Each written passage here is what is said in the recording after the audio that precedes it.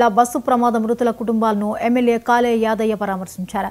మృతుల కుటుంబ సభ్యులకు ప్రభుత్వం తరపున ఒక్కో కుటుంబానికి 7 లక్షల రూపాయల చెక్కులు అందజేశారు.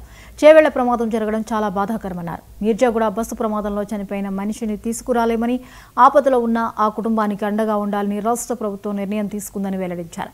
ఇందులో భాగంగానే మృతుల కుటుంబాలకు నష్టపరిహారం అందించినట్లు వెల్లడించారు.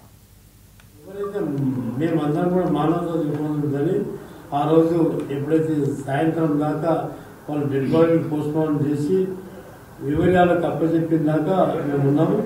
అయితే నాకు మొన్న ఒకటి సోషల్ మీడియాలో ఒకటి పెట్టారు, షాబాలో ప్రోగ్రామ్.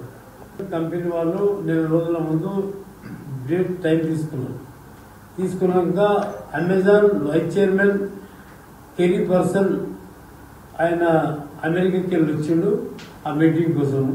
ఈ ప్రోగ్రామ్ అయిపోయినాక డెడ్ బాడీలు అన్నీ అప్పచెప్పినాక ఎక్కడో అక్కడ పోయినాక సాయంత్రం 6 గంటలకు 7 గంటలకు ప్రోగ్రామ్ పోయినాం.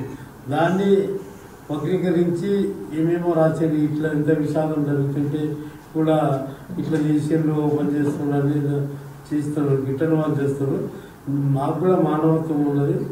మానవత్వంతో అన్ని కార్యక్రమాలు అయిపోయినాక సాయంత్రం వాళ్ళు అమెరికా ఒక 2 రోజుల ముందు టైం తీసుకున్నారు కాబట్టి ఆ కార్యక్రమానికి పోవాల్సి వచ్చింది. ఈ కార్యక్రమాలు అన్నీ అయిపోయినాక 6 గంటలకు కార్యక్రమాలు చేస్తాము. దాన్ని యూట్యూబ్ ఛానళ్ళు, ఆన్లైన్ పేపర్లు చిత్రీకరించి ఏమేమో రాస్తున్నారు. ఖమ్మం జిల్లా వేంసూరు మండలం